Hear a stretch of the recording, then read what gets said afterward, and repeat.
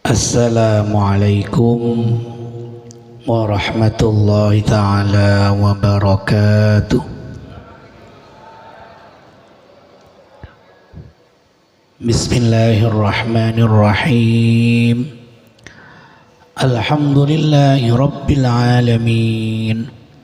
Wabihi nasta'inu ala umurid dunya waddin.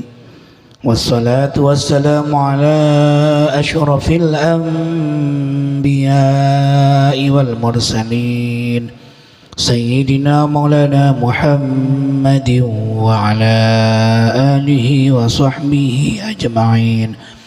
Rabbi syrah li sadri wa yassir li amri wahlul 'uqdatam min lisani yafqahu qawli. Rabbana subhanaka la ilma lana illa ma 'allamtana innaka antal alimul hakim. Rabbana zidna ilma warzuqna fahma wa arina hikmah wa barik lana fi majlisina hadha bi rahmatika ya arhamar rahimin. Qala al-musannif rahimahullahu ta'ala wa nafa'na bihi wa bi 'ulumihi wa maddana bi asrarihi وأعد علينا من بركاته في الدارين آمين. Hadirin rahimakumullah. Pengajian rutin Masjid Besar At-Taubah. Marilah kita mengawali pengajian di pagi hari ini dengan pembacaan suratul Fatihah. Mudah-mudahan menjadi ilmu yang bermanfaat, barokah, dan bisa diamalkan dengan sebaik-baiknya. Ala hadihin niyah wa kulli niyatin salihah bi syafaati Rasulillah sallallahu alaihi wasallam. Al-Fatihah. A'udzu billahi minasyaitonir rajim. Bismillahirrahmanirrahim. Alhamdulillahirabbil alamin. Arrahmanir rahim. Maliki yaumiddin. Iyyaka na'budu Ihdinas siratal mustaqim siratal ladzina an'amta 'alaihim ghairil maghdubi 'alaihim waladdallin. Amin. Bismillahirrahmanirrahim. Hadirin rahimakumullah. Pagi ini kita akan melanjutkan pengajian sebelumnya, karena kitab ini tentang pembahasan tentang ilmu tauhid, tentang ilmu akidah, tentang keyakinan, tentang sesuatu yang ada dalam hati kita, apa yang harus kita yakini tentang dunia ini berkaitan dengan Allah Subhanahu wa ta'ala dan segala sesuatu yang berhubungan dengan keimanan itu sendiri. Kita memasuki rukun iman yang kelima, yaitu tentang wabil yaumil akhir, dan di pagi ini kita akan menuntaskan pembahasan itu. Kemarin sebelumnya sudah memasuki wabil yaumil akhir, kemudian wal qadr, wal qadri wa qadrihi, dan takdir Allah khairihi wa syarrihi minallahi ta'ala. Jika kemarin dijelaskan tentang bagaimana kiamat itu, kemudian di pagi hari ini kita akan membahas runtutan kejadian-kejadian yang akan terjadi menjelang kiamat. Kalau dalam kiamat itu ada istilah kiamat sughra, kemudian ada kiamat kubro. Akhirat pun juga ada istilah akhirat sughra. Sughra ini makna asalnya adalah kecil, saghirun itu maknanya kecil. Kalau besar kabirun, kalau sangat besar maka akbar. Makanya kalau kita takbir Allahu Akbar, Allah Maha Besar. Harusnya ketika kita takbir Allahu Akbar, Allah Maha Besar, berarti tidak ada yang besar lagi di atas Maha Besar. Artinya betapa kita sangat rendah dan kecil sekali di hadapan Allah Subhanahu wa ta'ala. Makanya salah satu fadilah sholat itu adalah menjadikan kita tidak takabur. Bagaimana mau takabur wong kita bilangnya Allah Maha Besar kan ngoten. Kita ruku, kita sujud, kepala kita yang paling mulia di antara tubuh kita yang di atas ini kita taruh di lantai. Kenapa? Allahu Akbar, Maha Besar. Kalau kiamat ada sughra, ada kubra, akhirat pun juga ada sughra, ada kubra. Kita harus iman kepada hari kiamat ini. Hari akhirat kita harus iman, harus yakin. Karena ini akan berpotensi tentang bagaimana kita beramal di dunia. Orang kafir yang tidak percaya dengan akhirat, dia tidak percaya akan adanya balasan setelah kehidupan di dunia ini, yaitu di akhirat, akan menjadikan hidupnya semena-mena. Kenapa? Hidup hanya sekali dan hanya ini saja, begitu. Berarti kita gunakan untuk kesenangan saja, tidak perlu beramal soleh untuk kebaikan. Yang penting saya enak di dunia ini, walaupun dengan cara membuat orang lain tidak enak. Zalim namanya. Nah, ini yang seperti ini, keyakinan bahwasanya tidak akan ada hari akhirat, berpotensi menjadikan orang itu di dunia ini berperilaku zalim. Dan karena kita orang muslim diwajibkan oleh Rasulullah berdasarkan petunjuk Rasulullah melalui Al-Quran, harus yakin iman tentang akan adanya hari akhir dan akhirat setelah hari kiamat itu sendiri. Maka menjadikan kita berhati-hati di dunia ini dalam beramal. Makanya ada istilah hak dan kewajiban. Baik hak dan kewajiban kita kepada diri kita sendiri, dengan tetangga, dengan keluarga, dan semuanya ada hak dan kewajiban. Sesuatu yang menjadi hak kita adalah kewajiban bagi orang lain, dan sesuatu yang menjadi hak orang lain adalah kewajiban yang harus kita penuhi. Kalau tidak kita penuhi di dunia, maka pasti akan kita memenuhinya di akhirat. Termasuk kalau kita berbuat zalim kepada orang lain di dunia, kita suatu saat, berarti orang itu wajib menuntut haknya kepada kita, dan kita wajib memenuhi hak itu. Ada hak, ada kewajiban. Kalau tidak kita lakukan di dunia, maka pasti kita akan melakukannya di akhirat. Makanya ada istighfar, astaghfirullahaladzim li wa li walidayya wa li ashabil hukukil wajibati alayya. Ashabil hukuk, orang-orang yang berhak, besok berhak menuntut kita, yang wajib, al wajibati alayya.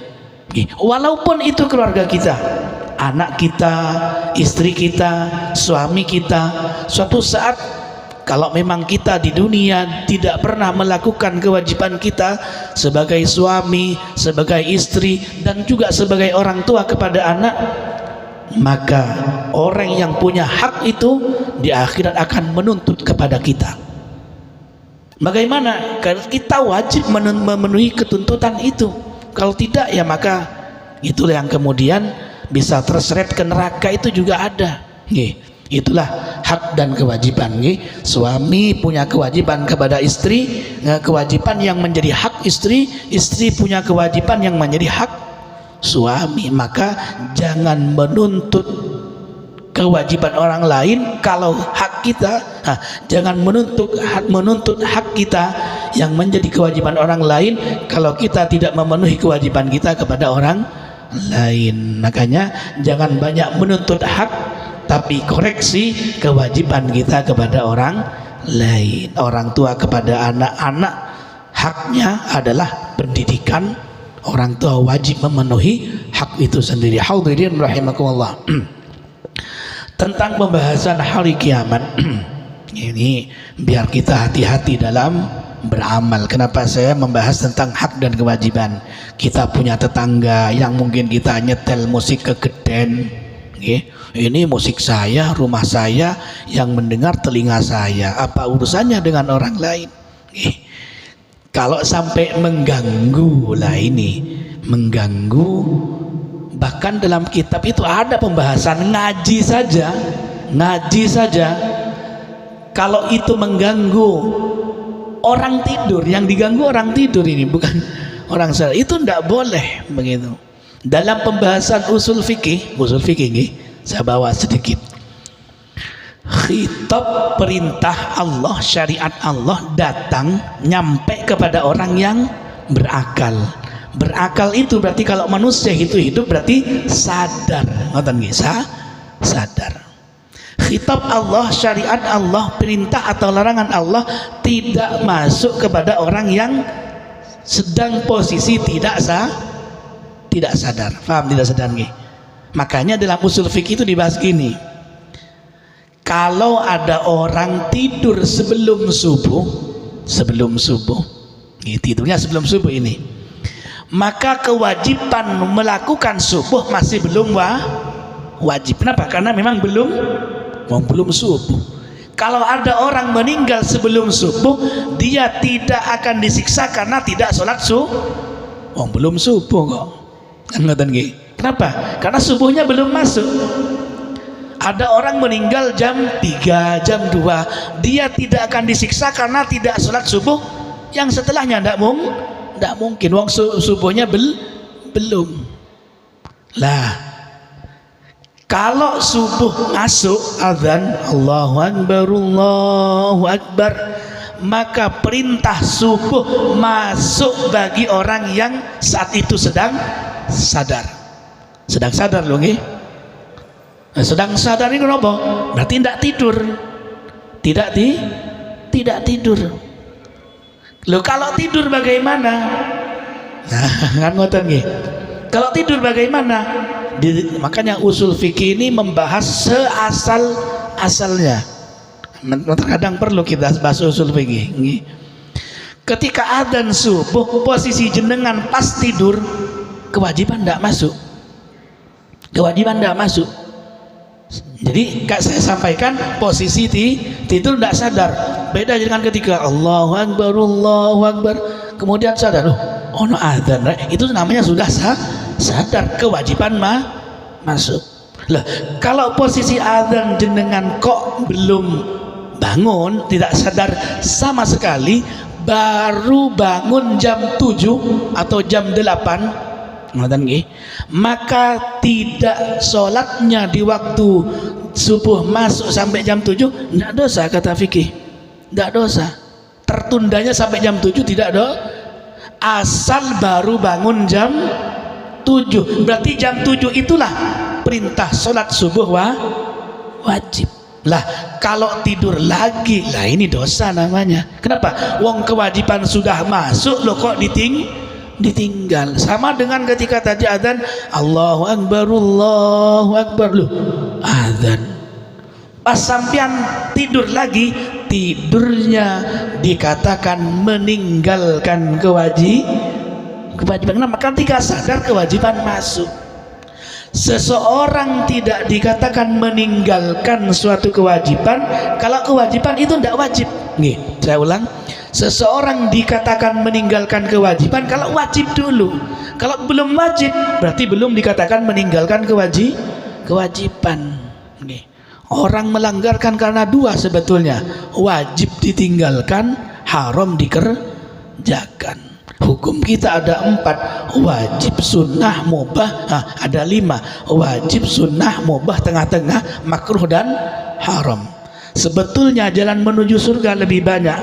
Wajib potensinya 2, pahala dengan mengerjakan, dosa kalau ditinggalkan. Sunnah potensinya 1, pahala saja, pahala dengan mengerjakan, ditinggalkan tidak dosa. Makruh, haram mengerjakan dapat pahala, kalau haram mengerjakan itu dosa, kalau ditinggalkan itu pahala. Berarti apa? Haram potensinya dua, pahala dan dosa. Cuma menjadi berpahalanya kalau meninggalkan, menjadi berdosanya kalau melakukan. Makruh berpahala kalau melakukan, ditinggalkan nggak apa-apa. Kata Jokowi, rapopo. Artinya apa? Potensi pahala ada 4. Wajib dikerjakan, sunnah dikerjakan, haram ditinggalkan, makruh ditinggalkan. Potensi dosa 2. Wajib ditinggalkan, haram kok berarti apa? Jalan ke neraka cuma 2. Haram yang ditinggal, yang dikerjakan, wajib yang haram yang dikerjakan, wajib yang sebetulnya kita ini lebih dekat dengan pintu surga daripada pintu neraka. Hadirin rahimakumullah, kembali lagi tadi nggih. Maka dalam rumusan usul, tapi jangan sampai salah paham nggih. Tentang saya katakan tadi, orang itu khitab syariat itu masuk kepada orang yang berakal dan pada posisi sedang sadar. Makanya kalau guyonane lari pondok, kalau tidur itu ditulis kepalanya, ditulis kertas begini, jangan bangunkan saya di waktu subuh karena subuh tidak wajib bagi saya. Nggih. Allah, enggak. Tapi yang membangunin kan pinter, dibangun itu biar kewajibannya masuk. Artinya dia kalau dia tidak dibangunkan, terus bangun jam 8, posisi dia meninggalkan tidak dosa. Yang dosa itu kalau sadar kemudian tidur lagi. Seperti kita menghidupkan alarm, alarm waktu subuh, alarm bangun baru subuh, bangun karena alarm dimatikan lagi. Lah kita itu dosanya di sini Pak, kewajiban wis melebu masuk lu kok kita tidur lagi. Kalau ndak masuk sama sekali kita ndak dosa karena kita tidak dikatakan meninggalkan kewajiban. Lah bagaimana mau dikatakan meninggalkan kewajiban? Uang kewajibannya belum masuk, baru masuk pas sadar tadi itu. Niku berbicara tentang sadar, sama dengan lupa. Kenapa orang puasa itu kalau makan dalam keadaan lupa tidak batal? Kenapa? Karena posisi lupa. Terkadang yang iri yang di sampingnya, ketika ada temannya makan lupa, jangan ngiling kon gak poso ta. Nah itu namanya sebetulnya dia iri dengan nikmat orang lain. Jenengan kalau ada temannya tetangganya makan dalam puasa kok makan, jenengan biarkan saja. Dia bukan melakukan suatu kemungkaran, bukan, sehingga Anda harus bernahi enggak, biarkan saja. Kalau bisa kasih minum, nih minum dulu nih. Pas selesai sampean tanya, kamu puasa atau tidak? Iya aku gak poso. Tidak ada masalah, sampean tidak ada masalah. Lalu kalau sampean temannya makan di sini makanannya banyak di mulut, kon gak poso tak? Maka seketika itu dia kewajiban mengeluarkan makanan itu. Dolim sampean, mengganggu nikmat orang lah. Biarkan saja makan tuntas. Kenapa? Wong dia tidak batal. Posisi lupa dia tidak batal kan? Ada, insya Allah ada. Pernah saya baca hadis, salah satu cara Allah memberi nikmat kepada orang yang puasa adalah menjadikan dia lupa. Nek lupa mangan, kalau lupa makan, nek lupa kumpul suami istri lah ini. Bahaya, gak bahaya? Ngapunten, wis kate metu sadar, lu poso deh. Wah, ini. Nah ini kalau dilanjutkan maka baru batal. Intinya sama dengan makan posisi puasa, sadar kalau puasa kemudian kok masih makan, baru batal. Kalau bahasa tadi tidur, wong sudah bangun jam 7 kemudian dia sadar belum start subuh, lo kok tidur lagi. Lah ini menunda laginya di saat kewajiban itu masuk, disitulah dia katakan berdosa. Hadirin rahimakumullah, kembali ke dalam pembahasan kiamat. Kiamat ini disampaikan oleh Allah melalui Rasulullah sallallahu alaihi wasallam dalam Al-Quran. Dalam Al-Quran banyak kata atau lafaz yang menjelaskan itu tentang kiamat. Ada. Kita sebagai orang muslim meyakini Al-Quran kalamullah, dan Al-Quran, apa yang disampaikan Al-Quran itu pasti benar.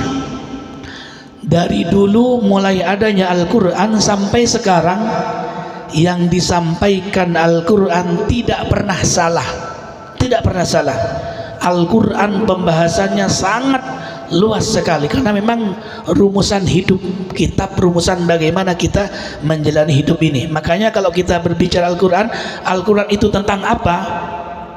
Ya tentang apa saja. Mau dikatakan buku sejarah, Al-Quran bukan buku sejarah, tapi Al-Quran di dalamnya memuat sejarah. Apakah Al-Quran tentang buku kesehatan? Bukan, tapi di dalamnya membahas tentang kesehatan. Bahkan Al-Quran membahas tentang bagaimana manusia dulu, nabi-nabi, kisah-kisah orang-orang. Itu Al-Quran sangat kompleks pembahasannya, karena memang itu kitab dari Allah Subhanahu wa Ta'ala, zat yang menciptakan dunia dan isinya ini. Bagaimana Al-Quran membahas Iqra bismi rabbikal ladzi khalaq, khalaqal insana min 'alaq. Diteliti oleh manusia, ternyata betul bagaimana proses penciptaannya manusia. Sampai detik ini tidak ada yang bisa membuktikan bahwasanya Al-Quran itu salah. Bahkan cerita sedikit nih, ketika Al-Quran mengatakan ghulibatir rum fi adnal ardi wa hum min ba'di ghalabihim sayaghlibun, itu pada saat itu Allah mengatakan Romawi kalah, tapi wa hum min ba'di ghalabihim sayaghlibun, tapi tidak jauh dari sini maka Romawi pasti menang. Al-Quran, nuzulul Quran menyampaikan Romawi akan menang pada saat Romawi kalah. Ibaratnya dengan nonton sepak bola, Indonesia kalah kemudian maring ini menang. Nah ini kan harus penuh keyakinan untuk mempercayai itu. Kenapa? Karena disampaikan di saat kalah. Beda kalau misalnya Indonesia menang, Wiki terus menang ini. Mungkin kita yakin apa? Oh hebat mainnya, ngoten kan? Pasti menang terus. Tapi ini posisinya, tepai kalah dibilang setelah ini menang. Lah ini harus butuh keyakinan yang luar biasa. Lah ketika Allah mengatakan ghulibatir rum, pada saat itu Nabi belum hijrah dari Mekah ke Madinah, ada peperangan Romawi melawan Persia. Dan pada saat itu kekalahan pada Romawi. Romawi ini ahli kitab atau Nasrani, sedangkan Persia itu adalah penyembah berhala, kafir majusi. Lah ketika Al-Quran mengatakan ghulibatir rum, Romawi kalah, tapi wahum mim ba'di ghalabihim sayaghlibun, ini orang Islam nunggu ini kapan Romawi menang. Ternyata 7 tahun kemudian Romawi betul-betul mengalahkan Persia. Dan ketika Romawi mengalahkan Persia, ini bukan tentang hanya sebatas kemenangan Romawi, tapi tentang kebenaran Al-Quran yang pada waktu nuzulul Qurannya, Al-Quran itu turun, ghulibatir rum, ketika ayat ini turun pada saat itu Romawi kalah, disampaikan Romawi bakal menang. Ini menjadikan orang muslim yakin kalau Romawi yang pada saat itu kalah dinyatakan menang dan betul-betul benar, berarti Al-Quran itu apa yang membuat kita ragu tentang apa yang disampaikan Al-Quran? Maka orang muslim yang meyakini Al-Quran menjadikan yakin semua yang disampaikan Al-Quran pasti benar, termasuk di dalamnya akan datangnya hari akhir. Hadirin rahimakumullah, banyak nggih, termasuk ini saya bahas satu persatu nggih. Tanda kiamat kalau sughronya sudah terjadi, ini min asyratis sa'ah ayyurfa'al ilmu, tanda-tanda kiamat sughra, ilmu diangkat itu dengan cara bimautil ulama banyak yang meninggal. Ketika pemberi ilmunya diangkat oleh Allah, diwafatkan oleh Allah, maka yang menyampaikan ilmu tinggal juhala ngoten ya, kita dengan tingali. Kalau dulu, zaman dulu itu Imam Nawawi, Imam Syafi'i, itu banyak kitab karyanya, itu besar banget. Imam Nawawi punya karya kitab 20 juz namanya Majmu', dan itu nggak nyontek nih. Kalau dalam dunia akademik mungkin apa? Copy paste. Copy paste, kontrol set referensinya, paste di sini, paste di sini. Ulama dulu karyangannya luar biasa, mendalami semuanya, induknya, sumber ilmunya adalah Al-Qur'an. Ilmunya luar biasa, Al-Qur'an, hadis itu hafal semua. Makanya kenapa kita percaya kepada tokoh mazhab, tokoh madhab, karena kita nggak pede Al-Quran, apalagi mau memahaminya. Terkadang membacanya saja sulit, membaca sulit, kemudian kesulitan kedua memahaminya, belum lagi semua ilmu yang berhubungan dengan Al-Qur'an, nuzulul Qur'annya gimana, asbabun nuzulnya, perawi-perawi yang menyampaikan bagaimana cara baca Al-Qur'an yang benar, rijalul hadis, asbabul urudul hadisnya, itu mereka banyak hafal semua dan lebih dekat masanya dengan Rasulullah sallallahu alaihi wasallam. Kita tidak pede kalau kita mengatakan lebih pandai daripada mereka. Akhirnya apa? Kita cukup membaca karya-karya mereka yang setelah memahami Al-Quran dan hadis. Jadi karena kita tidak pede, maka kita membaca karya yang dihasilkan oleh ijtihad para ulama. Kita tinggal baca. Makanya madzhabul arba'ah, madhab itu bukan karya baru menandingi Al-Quran hadis, bukan, tapi apa? Karya setelah hasil dari memahami Al-Quran dan hadis. Kalau ada yang bilang kita kembali kepada Al-Quran hadis, kita silahkan kalau kita mampu. Masalahnya kita mampu atau tidak. Kalau tidak mampu, kenapa kita tidak lebih percaya kepada master chefnya? Makanan itu buat sendiri, ngoten. Siapa yang mau melarang makanan buat sendiri? Silahkan jenengan masak, tapi kalau jenengan ahli masak. Kalau ndak ahli, ya kita tinggal pesan kepada master chefnya, ngoten.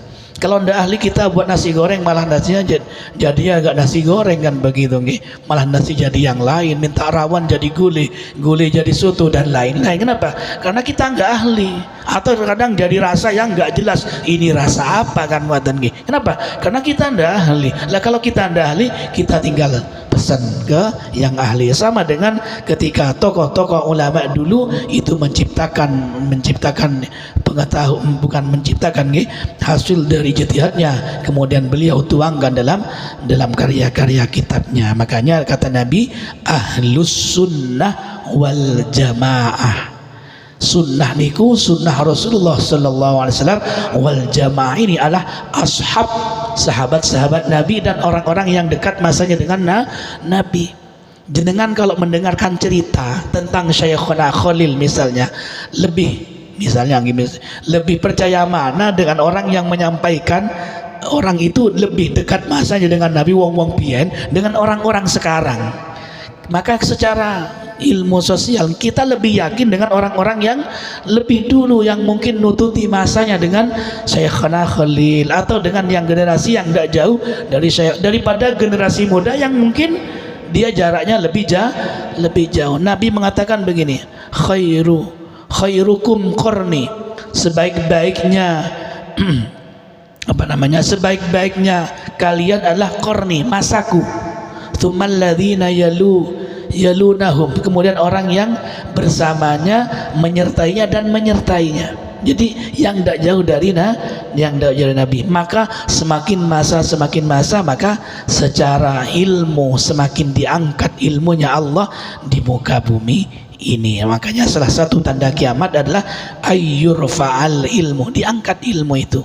Kalau dulu ahlul Quran itu biasa, mungkin sekarang sudah menjadi luar biasa. Kenapa dulu biasa? Karena banyak kembarannya, banyak orang yang hafal Quran. Maka sekarang yang hafal Quran menjadi luar Sesuatu yang sekarang baca Al-Quran luar biasa, baca Al-Quran bisa baca mungkin masih biasa, akan datang masanya bisa baca saja sudah menjadi luar biasa. Di saat pada saat itu sudah banyak yang tidak bisa baca Al-Quran, ya karena mungkin di dunia ini sudah mulai disibukkan dengan yang selain itu. Nih, kita sibuk dengan handphone kita lebih khusyuk wal khudu membaca HP daripada selain HP. Kalau baca Al-Quran kok sak lembar itu kok cek suwe nih ngoten nggih.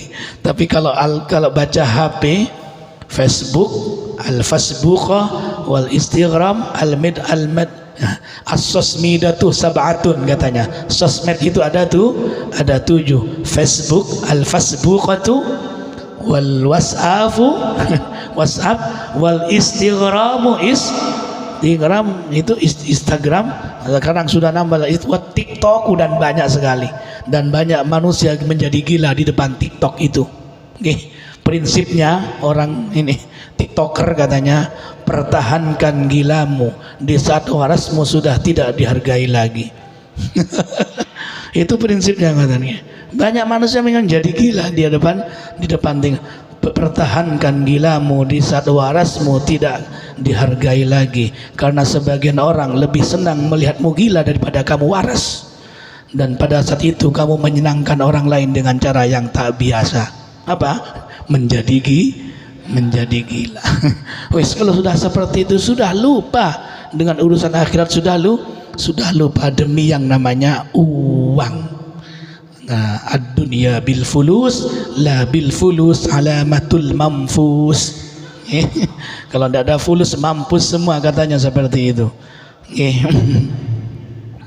Dan di dalam dunia remaja ada bahasa begini, kalau laki-laki mencari yang mulus-mulus, maka wanita cari laki yang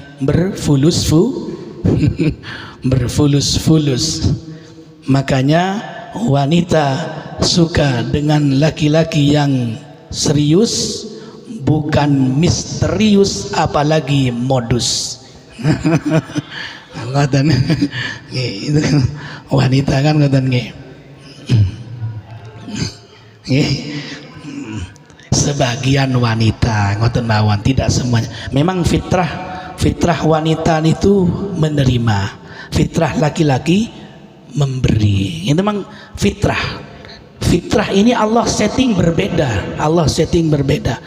Karena berbeda itu maka saling melengkapi. Sering saya sampaikan di pesantren, jangan pernah membenci pasangan Anda, karena pasangan Anda adalah tulang rusuk Anda. Membenci dia berarti membenci tulang rusuknya sendiri. Kalau Anda ada yang tidak disukai dengan tulang rusuknya, itu Anda sebetulnya. Kenapa terkadang kita merasa hanya orang yang sombong yang merasa dirinya tidak punya salah. Kalau pasangan Anda seperti itu, maka Anda tidak jauh beda dengan itu, tinggal merasa atau tidak kan. Dan hadirin rahimakumullah, memang godaan dunia seperti itu. Di pesantren kami sedang membahas tentang dhammid dunia, mencela dunia. Di situ panjang sekali, yang repot mengamalkannya. Mencela dunia. Makanya sering ketika kami ngaji, kami sampaikan, mudah-mudahan menjadi ilmu yang bermanfaat dan bisa diamalkan dengan sebaik. Karena memang sulit di pengamalan itu, sulit, sangat sulit. Makanya di sini kami duduk di sini cuma menyampaikan untuk mengamalkan bareng-bareng, usaha bareng-bareng. Yang repot itu melepaskan di hati kita untuk tidak hubbud dunia, sangat sulit. Seseorang kalau sudah orientasinya adalah dunia, sulit mendapatkan pahala. Kami sampaikan begini, salah satunya nggih. Ada pembahasan dalam fikih niku ngeten.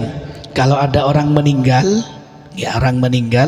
punya hutang salat, ikhtiar yang hidup salah satunya adalah biasanya nyuruh orang lain mengkodok salat untuk yang meninggal. Ngoten nggih. Untuk yang meninggal.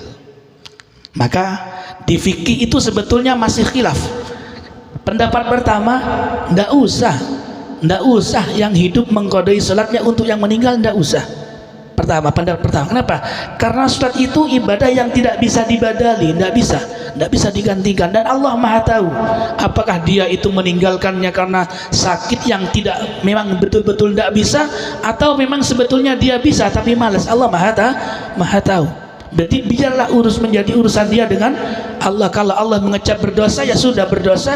Kalau tidak, maka ya tidak, itu urusan dia dengan Allah. Usaha yang hidup, tidak perlu mengkodoknya, kata pendapat pertama. Yang kedua, tidak, ikhtiar, BI. Jadi dia bahasanya BI, ikhtiar dikodok atas nama yang meninggal, bukan atas nama nanti sholat pahalanya diberikan kepada yang meninggal, BI diterima. Ngoten lah, masalahnya di dunia ini terkadang yang mengkodok bukan ahli warisnya. Kalau ahli warisnya anak, istri kepada suami mungkin saya katakan nih, jenengan istri suami meninggal punya hutang, kira-kira bisa ndak mengkodok untuk yang suami yang meninggal, atau anak sholat kodok untuk yang orang tua yang meninggal? Kalau keluarga mungkin ikhlas, mungkin saya katakan kalau keluarga yang kodok mungkin ikhlas. Tapi kalau jenengan bayar orang lain, nih saya nyewa orang lain sak sholatan 1.000, kira-kira yang sholat itu orientasinya apa? Uang atau pahala? Kalau orientasinya uang, berarti dia kan tidak dapat pahala. Kemudian dia, Allahumma ausil sawaba ma shallaina, ya Allah sampaikan pahala dari yang saya sholat ini. Loh, pahalanya mana? Uang sampean orientasinya uang. Allah kan gini, ya apa sampean, pahalanya yang mau disampaikan yang mana? Uang sampean sudah mintanya uang. Ausil, sampaikan ya Allah pahala yang kami sholat ini, sampaikan. Loh, kata Allah, pahala sih ngendi? Kan gitu. Uang sampean bekerjanya bukan untuk Allah, kok minta pahala dari Allah?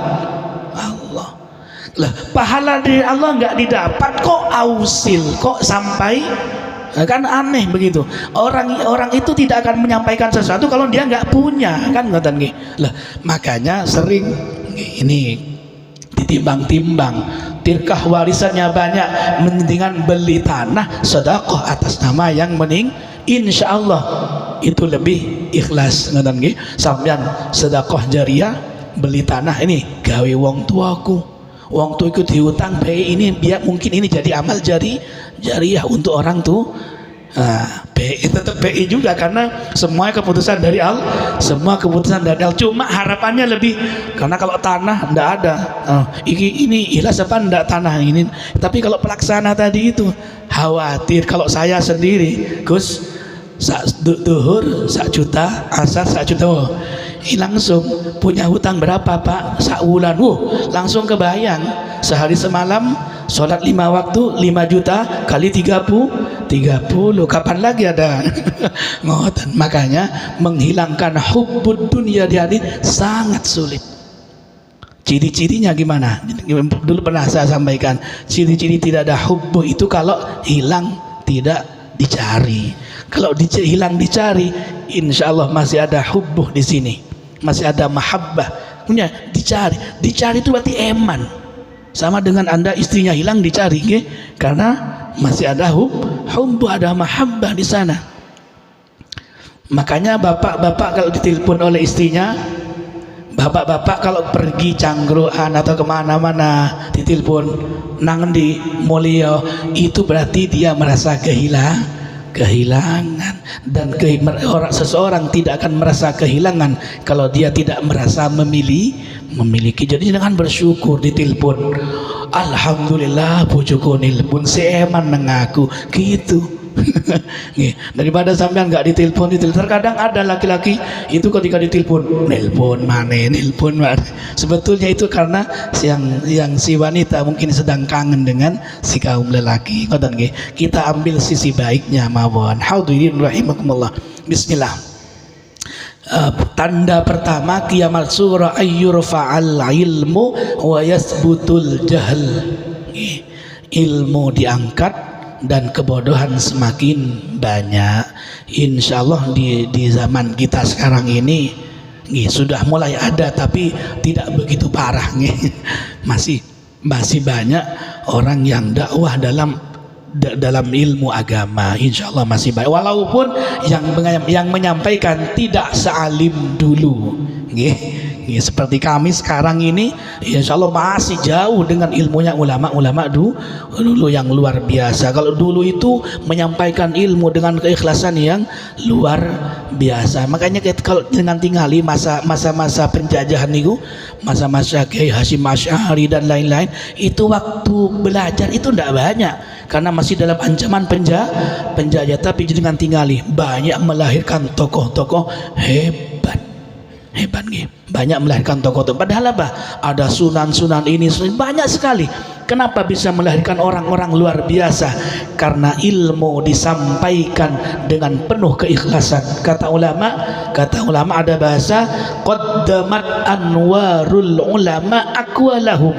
Nurnya para ulama berkat keikhlasannya oleh Allah, ilmunya itu nurnya sudah nyampe di hatinya sebelum suara itu sampai di telinganya. Luar biasa. Ketika menyampaikan, suara belum nyampe di telinga, nurnya sudah nyampe di hati. Qaddamat anwarul ulama aqwalahum. Qaulnya belum nyampe, nurnya sudah nyampe. Kenapa? Karena pada dasarnya yang memberi ilmu itu adalah Allah Subhanahu wa ta'ala. Kalau saya menyampaikan ilmu kepada jenengan, itu tidak jauh beda ketika saya melempar spidol ke papan, kemudian spidolnya jatuh, yang nemplek cuma satu titik, yang jatuh sak spidole, sak mangsi ini ngoten nggih. Bisa jadi kula nyampaikan ke jenengan niki nggih, mudah-mudahan ada asarnya ngoten nggih. Mungkin masuk telinga kanan, keluar telinga kiri mungkin. Makanya terkadang ilmu itu di akal kita.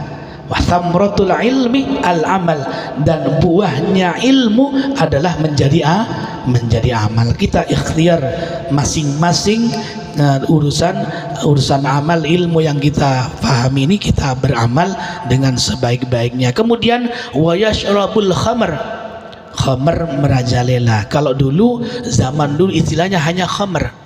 Cuma dalam ilmu ushul fikih, khamar itu adalah sesuatu yang memabukkan. Maka semua yang memabukkan, menghilangkan akal, hukumnya haram sama dengan haramnya khamar. Akhirnya apa? Muncul yang sama dengan itu seperti ganja, narkotika dan lain-lain. Kenapa? Memang syariat Islam itu adalah menjaga manusia dalam keadaan maslahat dari bahaya, menjaga dari sesuatu yang berbahaya bagi manusia. Wa yashrabul khamr itu merajalela. Bandar narkoba. Mungkin kalau dunia kepolisian banyak yang tahu seperti itu. Wa yadharuz zina, dan zina juga menjadi terang-terangan. Kalau dulu mungkin diam-diam, sekarang sudah mulai mengabaikan. Maka hadirin rahimakumullah, jaga putra putri kita, dijaga, dekatkan dengan agama. Kalau agama sudah ada di hatinya, insya Allah agama itu yang menjaganya. Maka juga perlu ini kan yang ngaji-ngaji ini kan bapak ibu-ibu semua, anak-anaknya mana ini? Ini terkadang kita perlu, saya juga terkadang prihatin tahlilan saja sering yang tahlilan bapak-bapak ibu-ibu. Ini nanti kalau bapak ibu sudah meninggal semua, nggak ada sudah, wis nopo sing tahlilan wis gak ono. Ya, perlu terkadang kita mengajak anak-anak kita untuk tahlilan, untuk membawa kalau memang waktunya kosong, kenapa tidak kita membawa anak-anak kita untuk ikut tahlilan? Mencetak penerus kita, generasi kita. Perlu jaga anak-anak kita dengan amal-amal yang menjadi kebiasaan kita. Dijak tahlilan ini terkadang kita perlu, karena zamannya sudah seperti ini. Dan biasanya ini kalau saya lihat ningali realita di kampung, saya tidak tahu di sini sama atau enggak. Anak kecil niku belajar ngaji, usia SD ngaji, pas usia SMP biasanya ngajinya mandek sama Pak nggih. Dan orang tuanya membiarkan karena mungkin di MTS itu sudah banyak pembelajaran di sekolah yang semakin banyak, mungkin alasannya anak kita capek akhirnya nggak ngaji itu. Akhirnya banyak terkadang yang ngaji sudah mulai hampir lancar, karena sudah masuk usia SMP atau MTS berhenti ngaji akhirnya nggak tuntas, nggak jadi bisa gitu. Itu eman sekali. Bagaimana kita besok mau mengharap anak kita ngaji kemudian memberikan pahala kepada kita, wong kalau kita tidak mengawal, mendampingi anak kita bisa ngaji Al-Quran. Ayo bareng-bareng, ini hikmahnya ngaji nanti ini. Kita coba cek ngajinya anak kita sudah bisa ngaji atau tidak. Jangan puas karena kita bisa ngaji kalau anak kita masih belum bisa ngaji. Jadi nanti pahala dari anak-anak kita bisa ngaji insya Allah juga mengalir kepada kita. Makanya ada bahasa itu, Fatihah itu kalau bisa yang ngajari orang tuanya, kalau bisa Bismillahirrahmanirrahim, Alhamdulillah sampai selesai, kalau bisa yang ngaji orang tuanya. Kenapa? Fatihah itu sering baca dalam sholat, di luar sholat juga bisa dibaca. Setiap membaca itu yang ngajari insya Allah dapat pahalanya juga. Itulah yang dikatakan al-ilmu itu adalah sesuatu yang menjalar dan terus berkembang daripada yang qasir, yang diam begitu. Jadi itu. Jadi bekali anak kita dengan amal yang baik, termasuk menjaga pergaulan dunia remaja. Dalam bahasa fikih itu ada istilah janin. Janin itu bayi, besar sedikit namanya sobiyah, bocah kecil. Kalau bahasa sekarang mungkin balita. Kemudian naik sedikit baligh. Sebelum baligh ada namanya murahik. Murahik itu parak baligh, menjelang baligh usia 7-8 biasanya sudah latihan sholat. Umur 9 sudah harus betul-betul sholat. Kenapa? Karena usia 9 sudah start dimulai. Nanti ada memasuki usia baligh. Kalau baligh laki-laki inzal atau mimpi basah atau berumur 15 tahun. Setelah baligh ada namanya gulam. Gulam itu kalau bahasa kita mungkin ABG, sudah memulai memasuki puber, puber, sudah mulai tertarik dengan lawan jenis. Jangan tinggal lihat anaknya. Kalau sudah berangkat sudah mulai surian. Nah ini kalau sudah mulai pakai parfum, ini sudah ini ada yang dituju mungkin di kelasnya, ngoten nggih. Wis mulai dandan ngoten niku. Jenengan tinggal ini niku.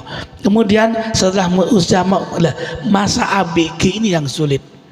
Kenapa? Karena dia nafsunya sedang bergejolak, biasanya suaranya sudah mulai berbeda.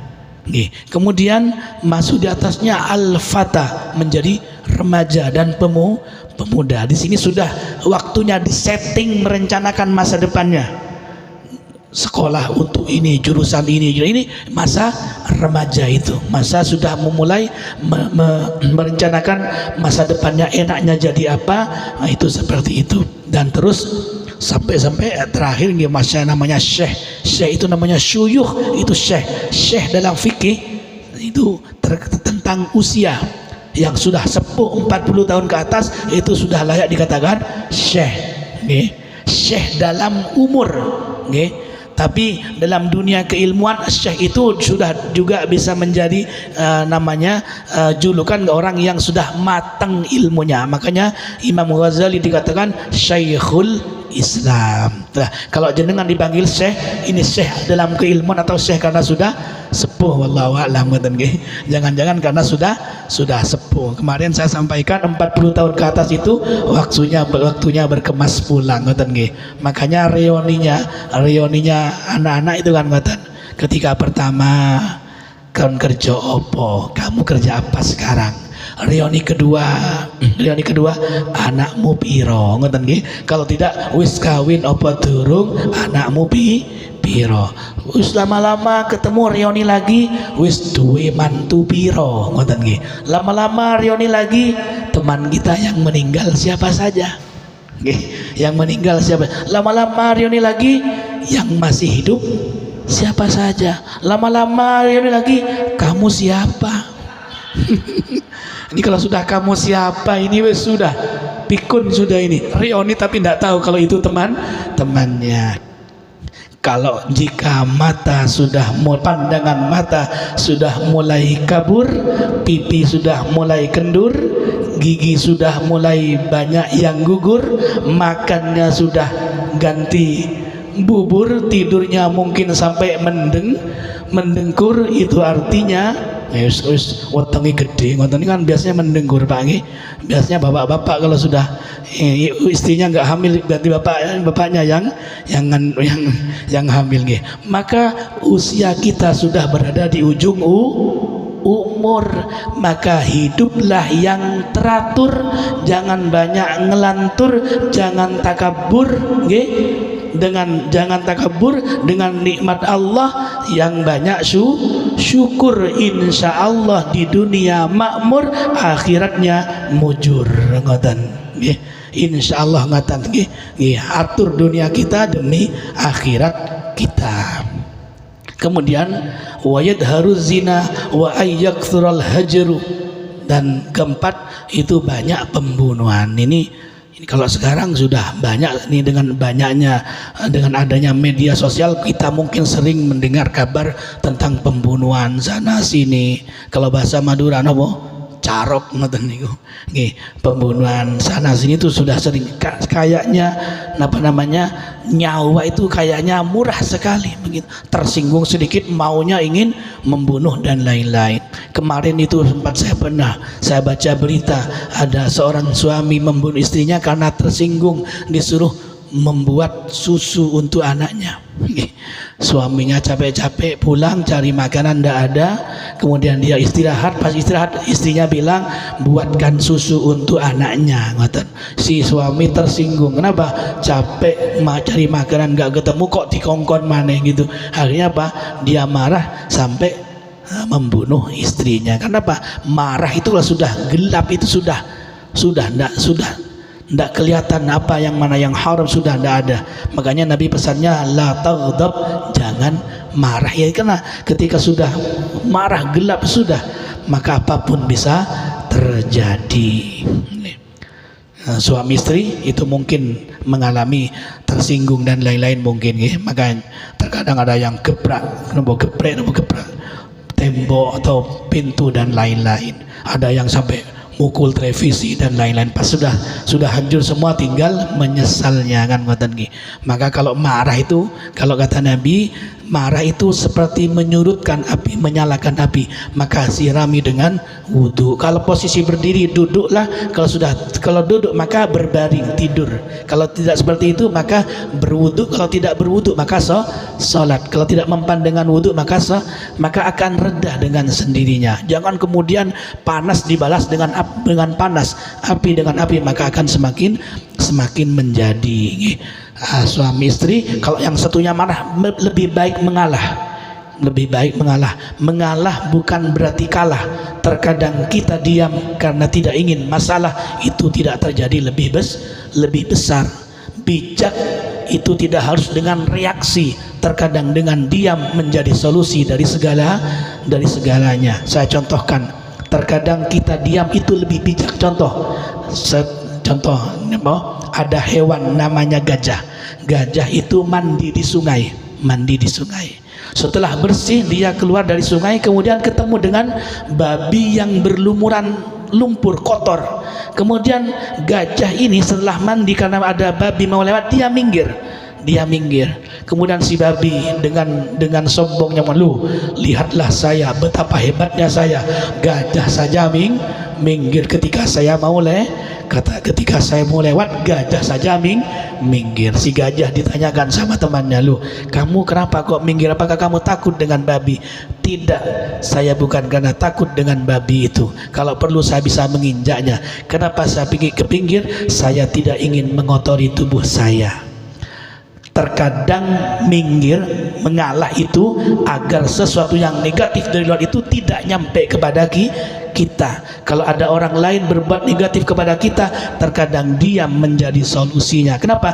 Agar negatif itu tidak nempel di hati kita, di tubuh kita. Tidak harus kemudian dengan reaksi membalas perilaku orang lain yang mendolimi kita. Hadirin rahimakumullah, niki jam pinten niki? Yang itu kiamat sughra, pembunuhan. Kemudian kiamat kubra itu yang pertama, khurujud dajjal, keluarnya dajjal. Sebelum pembahasan ini mungkin ada yang mau bertanya, monggo. Pembahasan kali ini tentang kiamat, tapi untuk pertanyaan kulo bebaskan, monggo. Fikih monggo, tauhid monggo. Kalau bisa kami jawab langsung kami jawab, kalau tidak bisa PR dulu nanti. Ngoten nggih. Monggo. Monggo, bismillah.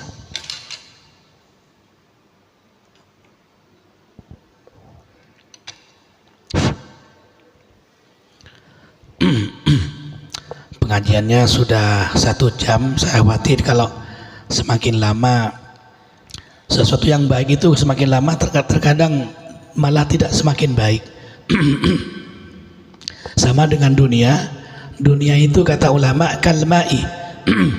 Dunia itu kalma'i, seperti air. Qaliluhu muhtajun, sedikitnya dibutuhkan, tapi wa kathiruhu mughrikun, banyaknya menenggelamkan. Maka kami cukupkan dulu karena takut ada yang punya tugas atau aktivitas lainnya. Ilmu itu sedikit-sedikit insyaallah yang penting difahami dan usaha untuk diamalkan, maka ilmu pada saat itu menjadi hidayah bagi kita. Kita semua di dunia ini adalah seperti orang musafir yang berperjalanan, yang semuanya berusaha sama-sama menuju ridha Allah Subhanahu wa ta'ala.